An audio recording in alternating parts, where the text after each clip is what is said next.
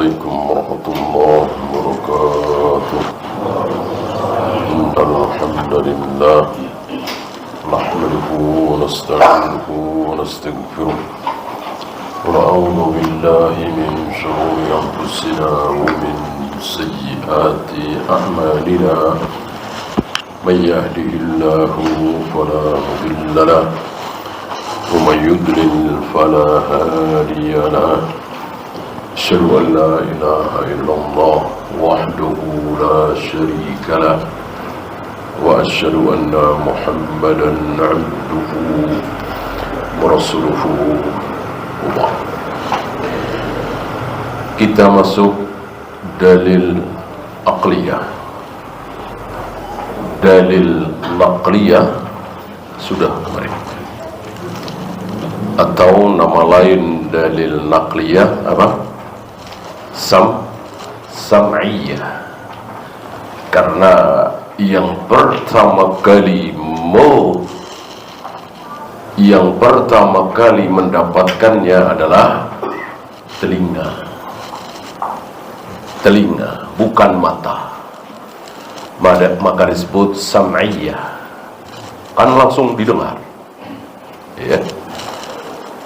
Dari mulai Nabi alaihi salatu wassalam pertama kali bertemu dengan Jibril di gua Hira, sampai mungkin 10-11 tahun, hampir tidak ada tulisan, yang ada pendengaran. Dan tidak terlalu berat tentunya, mengingat bangsa Arab luar biasa daya hafalannya. Dan Al-Quran turun betul-betul bahasa Arab, bahasanya Abu Jahal, Abu Lahab, bahasanya Rasulullah, bahasanya Abdul Muttalib, bahasanya kafir Quraisy. Maka tidak begitu berat untuk menghafalkannya. Yang kedua, yang juga membuat tidak terlalu berat apa? Cuman sedikit. Awal-awal kenabian wahyu itu seperti, kalau akhir-akhir kenabian wahyu seperti apa? Masih ingat? Seperti hujan gerimis. Akhir-akhir kenabian turun ayat, besok lagi turun lagi, besoknya lagi turun lagi, kira-kira begitu. Atau mungkin 2-3 hari turun ayat. Di awal-awal kenabian lama, bahkan pernah satu ketika hampir 3 tahun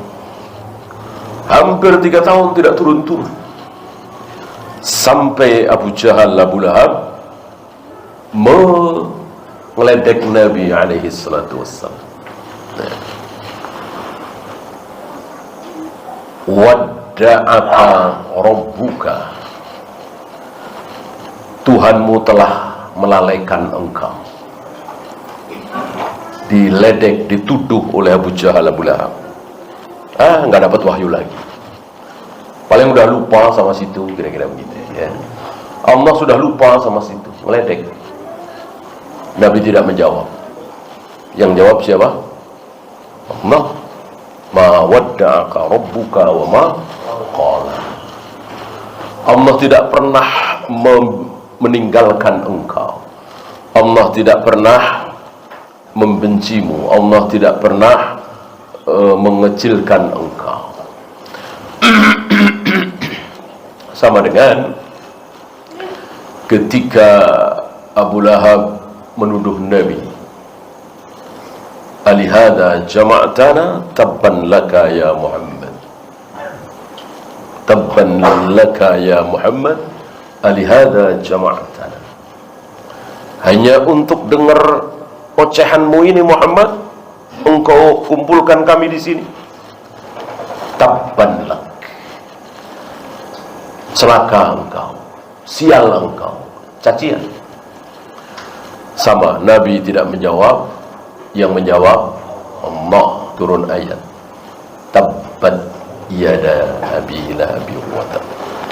Dan begitulah Nabi alaihi salatu wassalam, cacian, makian, hinaan, hujatan tidak pernah dibalas oleh beliau. Beda kalau hujah. Kalau hujah dibalas, kita ikuti beliau. Kalau cacian, makian, hujatan, hinaan, jangan dibalas.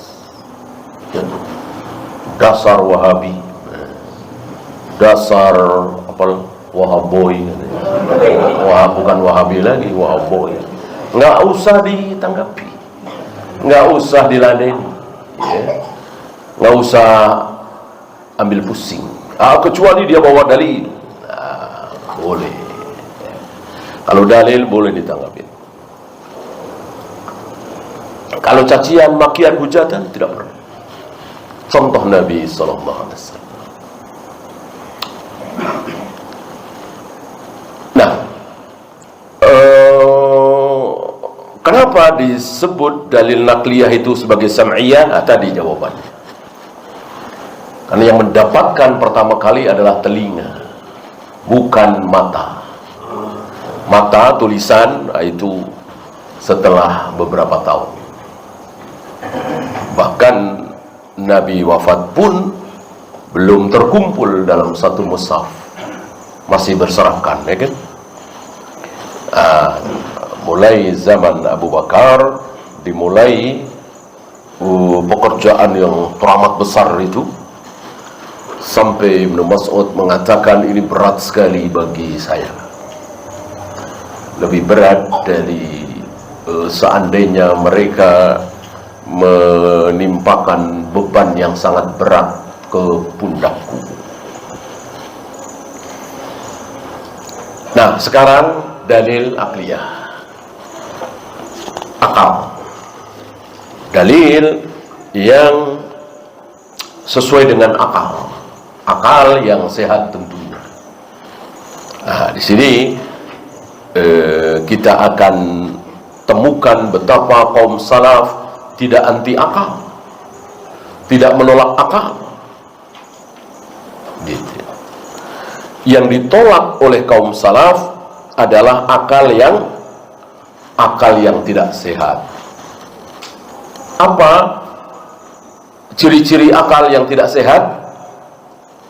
Akal yang menentang wahyu, dalil, Al-Quran, Sunnah, itu pasti tidak sehat. Ya. Kalau akal itu tidak bertentangan dengan Al-Quran dan Sunnah, sehat. Boleh diterima, bukan boleh, harus. Ya. Kalau bertentangan dengan dalil, itu akal yang cacat. Seandainya Nabi Ibrahim tidak mau menyembelih putranya Nabi Ismail dengan mengatakan bahwa perintah Allah dalam mimpi ini bertentangan dengan akalku, berarti akal beliau tidak sehat. Jelas bertentangan dengan dalil, ya. Karena sudah tegas, jelas, sahih, sarih bahwa beliau disuruh menyembelih putranya Ismail, maka akal yang menentangnya harus dibuang. Berarti harus sami'na wa ata'na.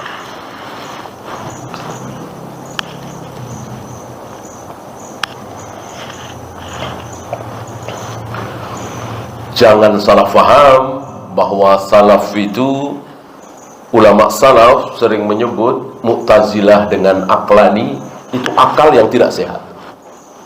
Bukan seluruh akal.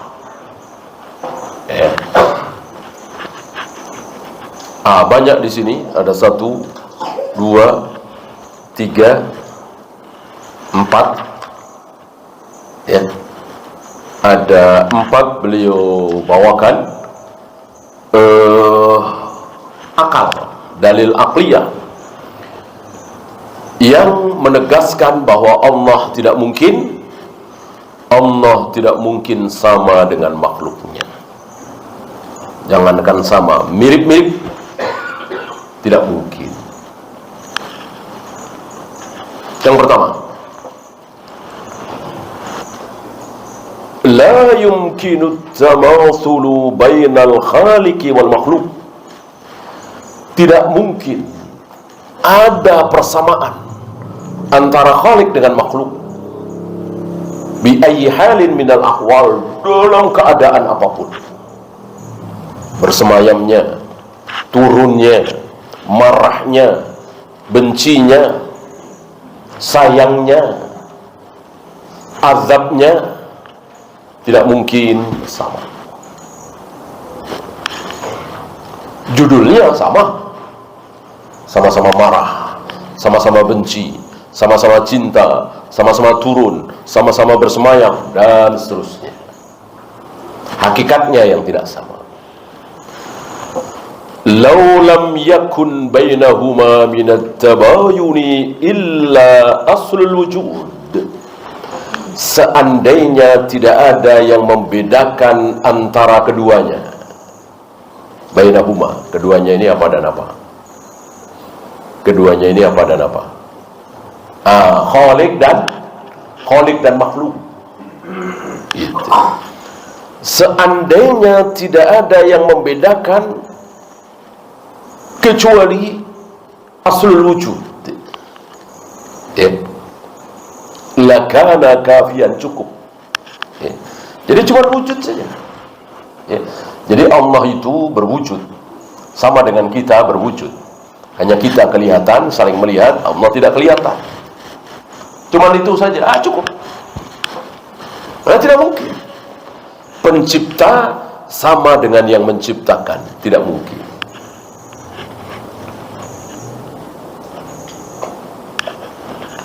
Selihai-lihai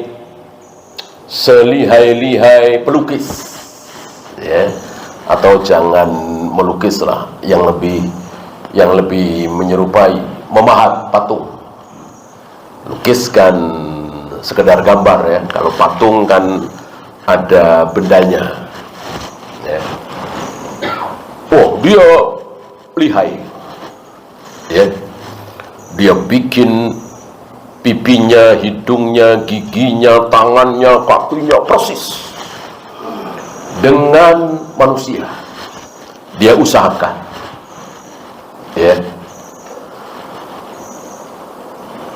Adakah orang bodoh yang mengatakan, oh sama aja ini? Yang melukis, yang memahat patung dengan yang dipahat, oh sama persis. Saya kira nggak ada orang yang bodoh sekalipun mengatakan seperti itu. Pasti beda, ya. Bahwa rupanya mungkin, mancungnya mungkin, giginya sama-sama putih mungkin, jarinya sama 10 mungkin, rambutnya sama-sama hitam mungkin, ya. Tapi orang bodoh juga tahu itu sepertinya nggak mungkin sama. Giginya mengandung apa, rambutnya mengandung apa, sebagaimana manusia, kan nggak mungkin. Ya jumlahnya aja jarinya 10, ya. Tapi di dalam jarinya ada apa? Nggak ada persamaan sedikit pun. Cuma nampak di mata saja. Ya, gerak-gerak dikit aja nggak bisa. Kan gitu. Sementara kita, bukan cuma gerak, luar biasa, ya kan? Nah, begitu kira-kira. Ya. Jadi seandainya yang menciptakan dengan yang diciptakan itu tidak ada keterangan perbedaan, pokoknya cuma wujud, itu sudah jelas berbeda. Lakana kafiyan. Para ulama banyak mengucapkan kata-kata seperti ini. Seandainya Allah cuma menurunkan satu surat, yaitu surat itu cukup sebagai hujjah. Surat apa? Surat apa? Seandainya Allah tidak menurunkan 114 surat, cuma satu doang, itu pun pendek sekali, cukup sebagai hujjah. Apa? Al-asr wal asri innal insana lafi khusr. Ya. Orang yang bisa berbicara seperti ini menunjukkan dia bukan main-main.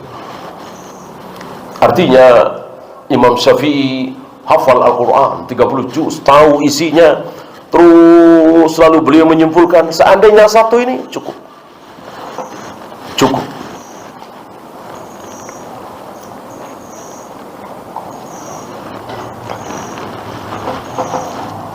Seandainya keutamaan Syekhul Islam Ibn Taimiyah itu cuma satu,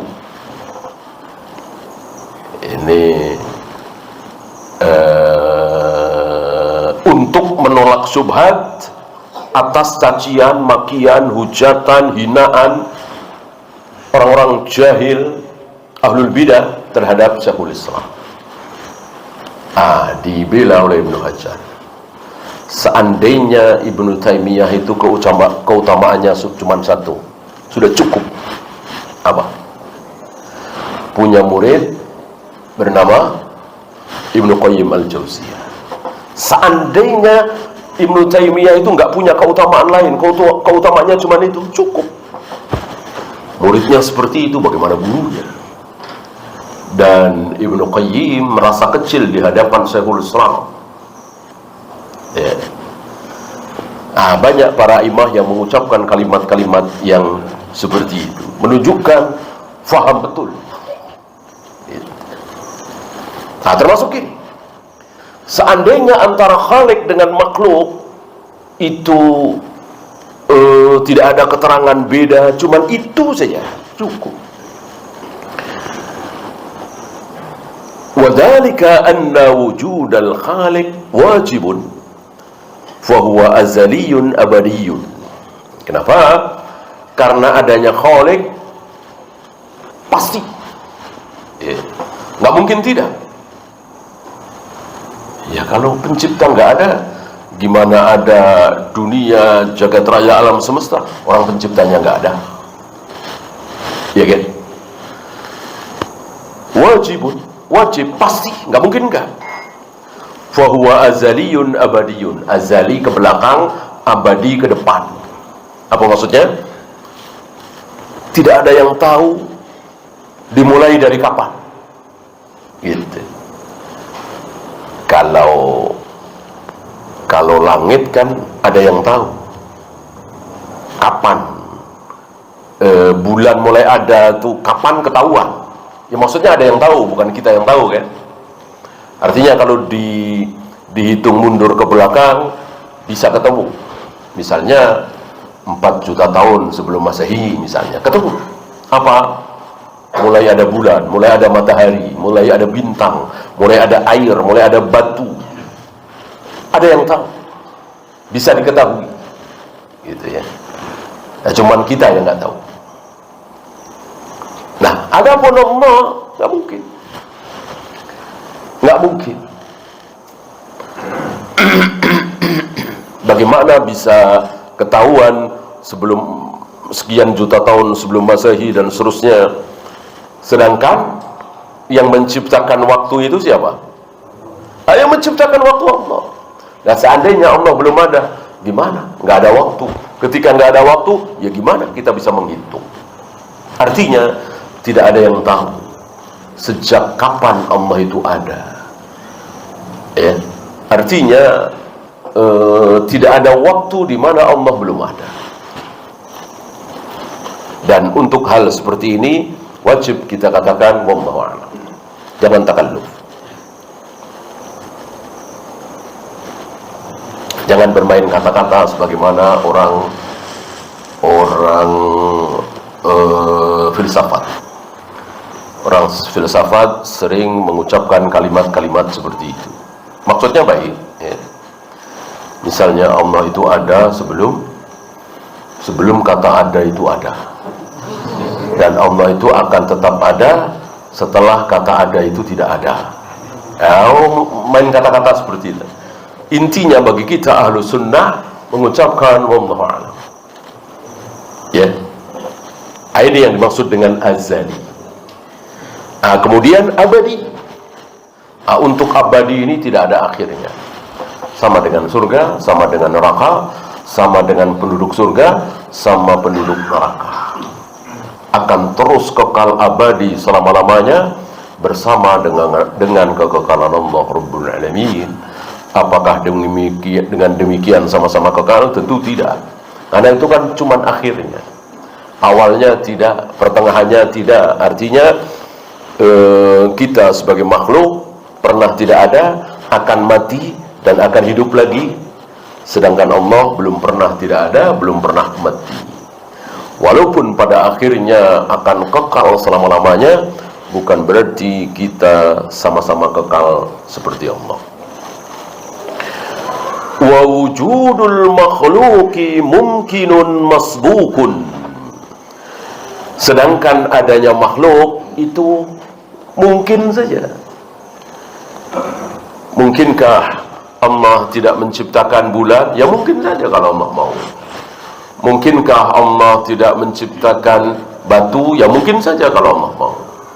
Artinya adanya makhluk bisa terjadi, bisa tidak, terserah Allah. Adapun adanya Allah nggak mungkin tidak, pasti ada. Masbukun bi'adamin, dan adanya makhluk didahului dengan adam. Adam pakai ain, bukan pakai alif. Artinya tidak ada, didahului oleh tidak ada. Wa yulhikuhu fana, dan nanti akan fana. Dulunya tidak ada dan nanti akan kembali tidak ada. Itulah kita. Ya. Nah, setelah itu dibangkitkan lagi. Fama kana kadzalik la yumkinu an yuqal innahuma mutamathilan. Dengan demikian tidak mungkin dikatakan antara khaliq dengan makhluk sama. Tidak mungkin. Ini yang pertama. Seandainya cuma ini cukup, kata beliau. Yang kedua,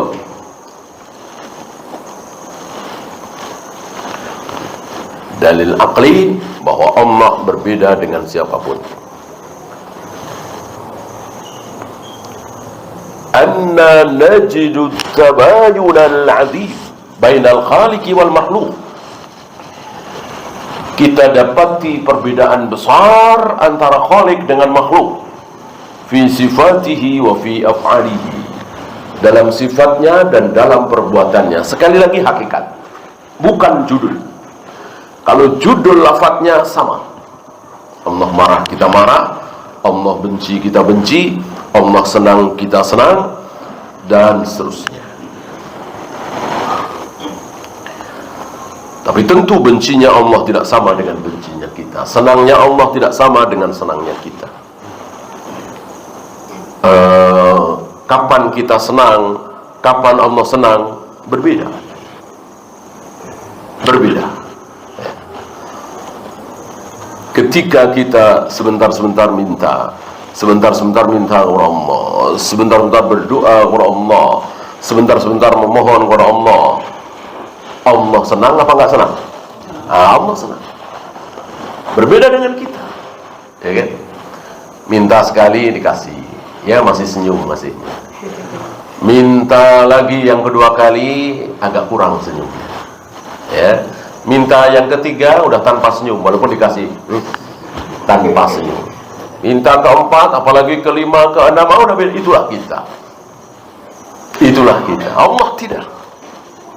Semakin diminta semakin senang. Semakin diminta semakin senang. Nah, di sini batillah sebagian saudara-saudara kita yang mengatakan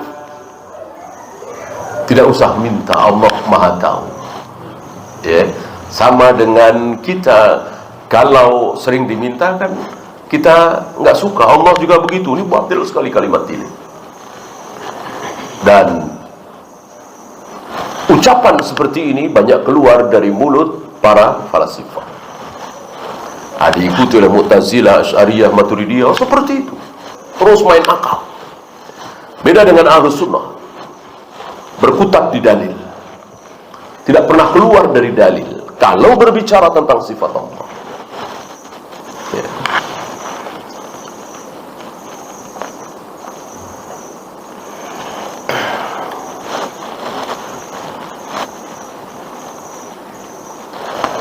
Fi sifatihi yasma'u azza wa jal kulla sawtin mahma khafiya wa mahma ba'da. dalam masalah mendengar, salah satu sifat Allah mendengar apa yang didengar oleh Allah, seluruh suara. Apapun suara yang ada di jagat raya alam semesta ini, Allah mendengar. Walaupun bisik-bisik, walaupun jauh sekali. Lau kana fi qa'aril bihar, walaupun suara itu ada di dasar laut. Mana mungkin kita bisa mendengar suara di dasar laut? Ya, Allah bisa mendengar. Beliau mencontohkan siapa? Kalau masalah mendengar seperti ini, biasanya para ulama mencontohkan Aisyah. Ketika Rasulullah berbincang dengan seorang nenek-nenek, Aisyah ada di situ, tapi agak jauh. Kadang dengar, kadang enggak. Kadang dengar, kadang enggak. Aisyah. Ya, obrolan Nabi dengan nenek-nenek tua ini, Aisyah kadang dengar, kadang tidak. Kadang dengar, kadang tidak. Karena tidak terlalu dekat. Tidak ngobrol bertiga. Gitu ya. Enggak lama turun ayat.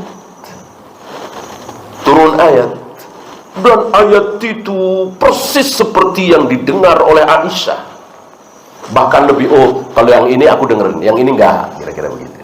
Yang ini aku denger nih, yang ini enggak. Aku yang berjarak beberapa meter, ada yang bisa aku dengar, ada yang tidak. Allah berapa miliar kilometer mendengar semua dari awal sampai akhir. Ya. Qad sami'allahu qawlan lati, bukan lati, tapi lati, menunjukkan yang berbicara ini siapa? Wanita tua.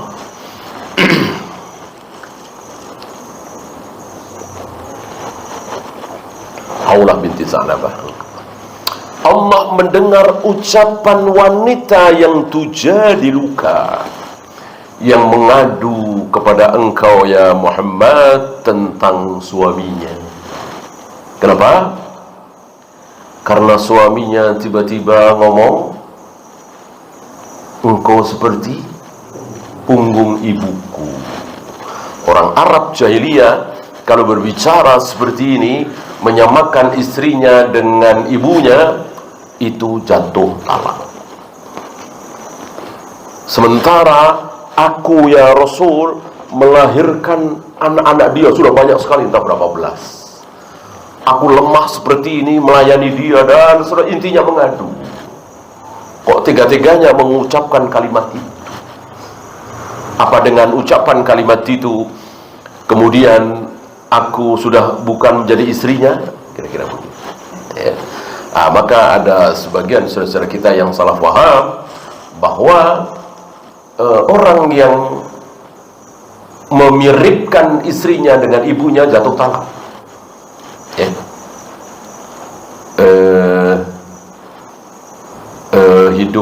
Hidungmu mirip hidung ibuku, jatuh talak katanya. Ya, ini nggak paham. Justru ini dibantah oleh surat Al-Mujadalah. Ya. Karena ibumu adalah yang melahirkan engkau. Gitu. Banyak yang keliru faham dari ayat ini dengan mengatakan sebaliknya. Justru ayat ini untuk menghilangkan kebiasaan jahiliyah, yaitu terlalu mudah menjatuhkan talak kepada istrinya dengan mengatakan kalimat seperti itu. Ya.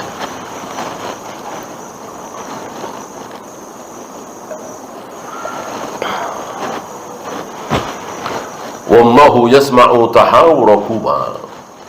Allah mendengar perbincangan dialog kalian berdua. Maksudnya Rasulullah dengan wanita itu. Ya, innallaha sami'un basir. Allah mendengar, Allah melihat. Nah, ini ucapan Aisyah, saya bacakan.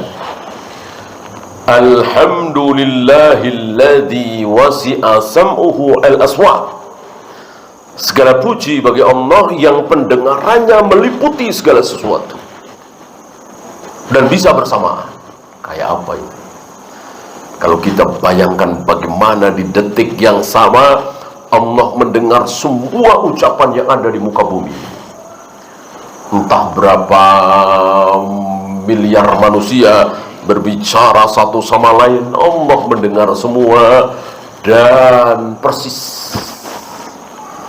Tidak ada yang luput dari Allah. Inni lafil hujrati, aku berada di hujrah, di kamar. Wa innahu la yakhfa alayya ba'du hadithiha. Tersembunyi bagiku sebagian ucapan wanita itu. Artinya tidak semuanya aku dengar. Wallahu ta'ala sami'aha min 'ala 'arsyihi. Sementara Allah di atas arsy-Nya, dari atas arsy-Nya sana mendengar persis. Tidak ada yang luput satu kalimat pun, satu kata pun, bahkan satu huruf pun. Wa bainahu wa bainaha ma la ya'lamu madahu illallah. Dan tidak ada yang mengetahui jarak antara wanita itu dengan Allah. Ya, berapa jauhnya, tidak ada yang tahu kecuali Allah sendiri. Sekian juta kilometer, sekian miliar kilometer, hanya Allah yang tahu. Ya. Nah, dari kalimat Aisyah ini disimpulkan oleh para imam, dekatnya Allah dengan kita, dekatnya Allah dengan orang-orang saleh bukan jarak. Kalau jarak jelas jauh. Antara kita dengan Allah tidak dekat kalau jarak. Tapi Allah menyatakan aku dekat. Gitu. Aku dekat. Jarak bukan jarak. Kalau jarak sangat jauh sekali. Tapi Allah tahu, Allah melihat, kemudian Allah perhatian. Ya, seperti bahasa kita juga ada mengatakan aku kurang dekat dengan dia, padahal tiap hari ketemu di kantor misalnya, atau ruangan misalnya. Tapi kita mengatakan aku kurang dekat dengan dia. Ya. Nah, sementara kita juga sering mengatakan aku dekat dengan ibuku. Padahal kita di Jakarta, ibuku di kampung sana, di Surabaya misalnya. Tapi bilang dekat. Dan tidak ada yang mengingkari. Apalagi sekarang. Orang tiap hari nelpon. Bahkan sekarang video call. Jadi dekat. Apapun yang terjadi pada diri ibu kita, kita tahu. Nah, lalu kita mengatakan dekat. Ini kan bukan bahasa yang keliru.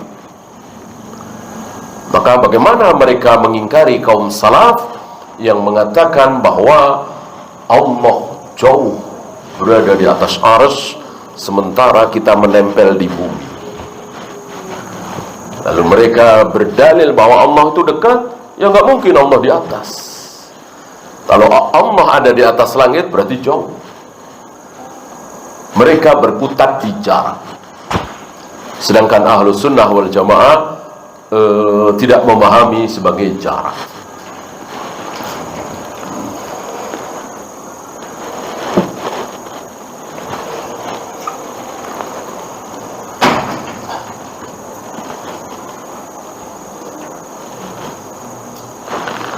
Wala yumkinu an yaqula qailun. Tidak mungkin ada orang yang berani mengatakan inna sam'allahi mithlu sam'ina. Sungguh pendengaran Allah sama persis dengan pendengaran kita. Ya. Orang-orang bodoh juga tidak akan mengucapkan kalimat ini. Ya. Adapun sama-sama mendengar, sekali lagi sama. Dan jangan dibahas mendengar itu apa. Termasuk jangan dibahas tangan itu apa, jari itu apa, turun itu apa, jangan dibahas. Karena semua orang tahu turun itu apa, jari itu apa, wajah itu apa. Ya. Maka beberapa masyayikh ketika ditanya, wa kana arshuhu 'alal ma', arsy Allah itu ada di atas air. Lalu ada yang bertanya, apa maksudnya ya Syekh, arsy Allah ada di atas air? Si Syekh ini balik bertanya, apa yang ditanyakan? Ya, kalau arsy jangan dibahas seperti apa. Nabi saja tidak menjelaskan, tidak tahu seperti apa arsy itu. Di atas, tidak tahu kata di atas, kan semua orang tahu di atas itu apa. Air semua orang tahu. Air itu apa yang harus diterangkan, gitu ya. Apa yang harus dijelaskan udah jelas sekali. Wa kana arshuhu 'alal ma', bahwa arsy Allah berada di atas air, ini jelas. Apanya yang harus ditanyakan lagi, gitu ya. Kalau terus ditanyakan berarti ada sesuatu dalam diri kita. Mirip-mirip orang yang mengatakan, ya Syekh, ini dia terkena was-was ya. Ya Syekh, aku dalam keadaan junub, lalu aku mandi nyelam, lalu aku naik ke darat, aku merasa belum mandi, gitu. Kata syekhnya ini, berarti engkau tidak wajib sholat. Bukan, nggak wajib sholat. Iya, karena orang yang wajib sholat hanyalah orang yang waras, yang akalnya sehat. Bagaimana dikatakan waras, sudah nyelam basah semua, bilang belum mandi? Kan nggak waras. Orang waras nggak wajib sholat, gitu ya.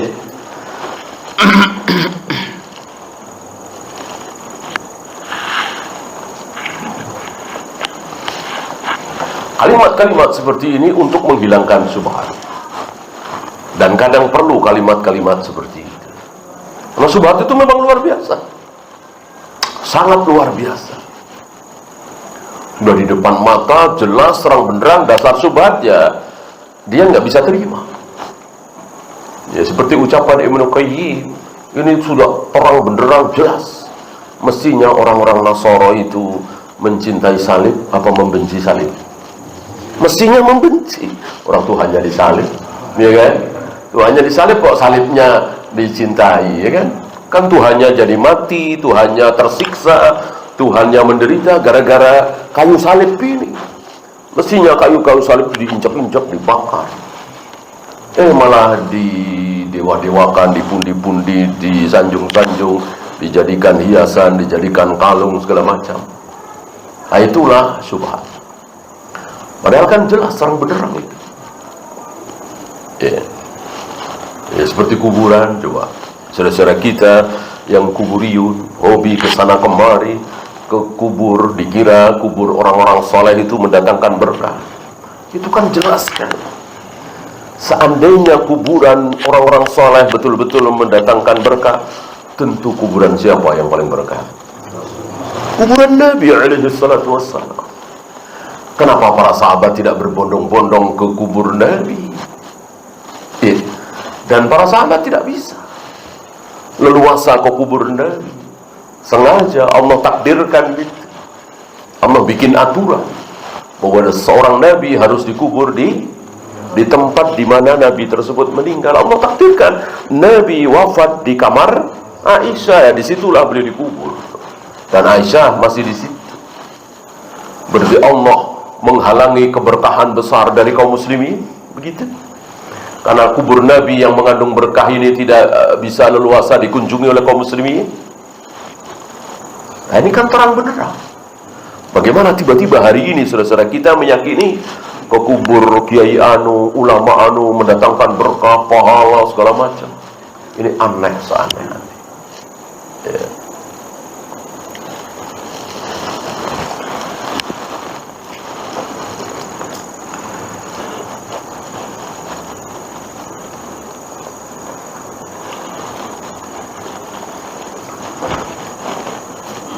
Yang ketiga, salisan naqul nahnu na'lamu anna Allaha mubayinun lil khalqi bidatihi.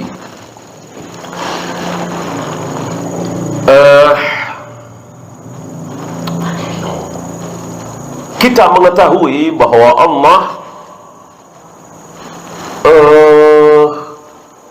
dirinya menerangkan bahwa dirinya itu berbeda dari makhluknya, dan Allah terangkan itu di zatnya.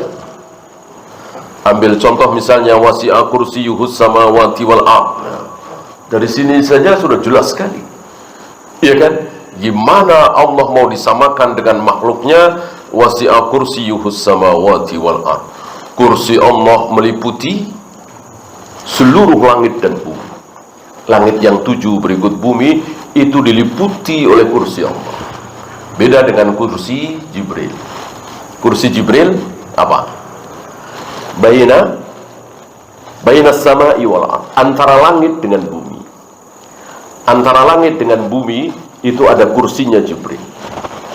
Dan disitulah Jibril duduk dan disaksikan oleh Nabi alaihi salatu wassalam. Dan ini 2 kali atau 3 kali Nabi melihat Jibril dalam bentuk asli. Selebihnya ratusan kali Nabi melihat Jibril dalam bentuk manusia, dalam bentuk Arab jahiliyah, Arab Badui, dalam bentuk Dihyah Al-Kalbi, dalam bentuk lelaki yang berpakaian serba putih, berambut sangat hitam. Ya. Pernah satu ketika Nabi didatangi Jibril, kemudian berbincang sebentar, ada Aisyah di situ. Tidak lama Jibril pergi. Nabi bertanya kepada Aisyah, ngetes, ya Aisyah, tahukah engkau siapa yang barusan datang, yang sekarang sudah pergi lagi? Dijawab oleh Aisyah, Dihyah Al-Kalbi. Padahal Jibril. Ya, silakan azan dulu. Sallallahu ala Muhammadin sallallahu alaihi wasallam. Alhamdulillah.